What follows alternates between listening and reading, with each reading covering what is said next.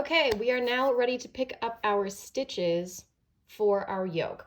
So I will just tell you in advance, obviously I'm doing a smaller little version for you, but I did 16 rows this way and 16 rows this way, meaning that because I slipped every single stitch, I should have 8 slip stitches here and 8 slip stitches here. We're actually going to be picking up these slip stitches for your yoke. So I'm going to turn my piece over so we can have it prepped and started. I do have a double pointed needle in here already. It's just a tip that I like so that you have your needles, you have your stitches ready to be able to knit off of, but you don't need to, but it's something that I like. So first things first, we have just finished our last row. I'm going to flip my yarn over so that my working yarn is facing up. Now what I'm essentially going to do is I'm going to pick up these V stitches, and you'll notice that I'm like physically moving it. You see these V stitches, 1, 2, 3. You want to make sure that you're focusing on these top 2. I like to really focus on the one that's on the very top because then I know that I'm getting this one. Sometimes if I go like this, I try and grab this stitch here, but that's actually not the one that I want. I want this full, big, loosey-goosey one here. So because I don't have the same amount of stitches that you guys have, essentially I'm going to break it up with putting stitch markers wherever I feel like. So this is actually your first collar that is going to stay ribbed. You would place a marker right here. But going ahead, I'm going to find that first big loosey-goosey one, and that is my first stitch. I'm going to go into both sides of the V. I'm going to place my stitch marker. From there, I'm going to make sure that I twist that this way so I know I can find that big V. So I'm breaking mine up by 1, 3, 8, 3, 1. That's just how I'm working my yoke. But again, making sure that I'm not grabbing this one, I'm pulling it over and finding that big stitch. From there, that's 1. That's 2, that's 3, and you'll notice that I already I already woven my ends, but you're actually picking up from the side that has the woven in ends or your original cast-ons, your cast-on tails. This one is really important because this one is actually a stitch, so that's why I did weave it in. So that one is 4, then I want that big V. 1, I want that big V. And the advantage of picking up from a slip stitch is you can obviously see the slip stitch way better. So again, making sure that I'm not picking up from here, but picking up from here.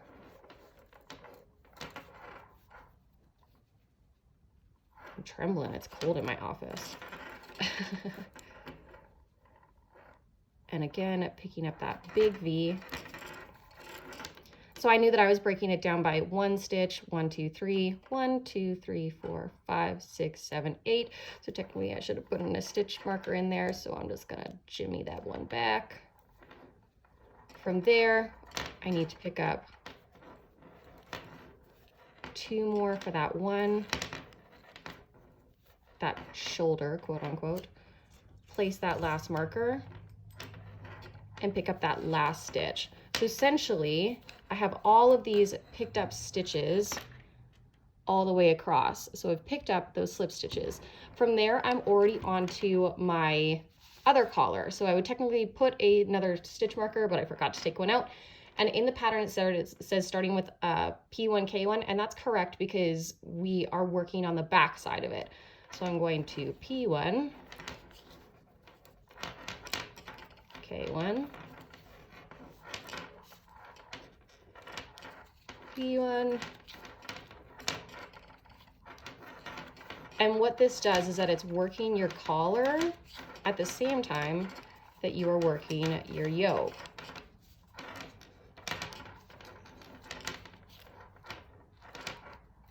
I love that clank, clank, clank, clank, clank, and clank.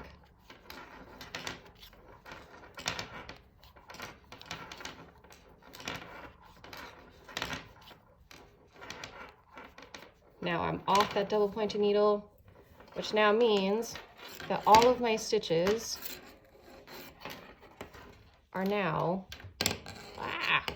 come back to me on your needle. So I have, sorry, double, like circular needles getting in my way. I have my collar, my first stitch, my shoulder, my back, my shoulder, my first stitch, which is actually the front panel, and then a collar. From here, you just get to work back and forth, back and forth, back and forth. Since people are like, oh man, I forget what to do when I'm like, how do I use circular stitches? How do I use circular needles when knitting flat? You literally find this, your tail end, put it in your left hand, work these stitches across.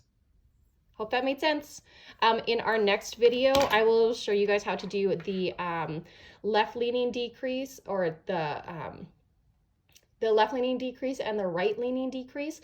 These are a brioche decrease, which means that they're worked over 3 stitches.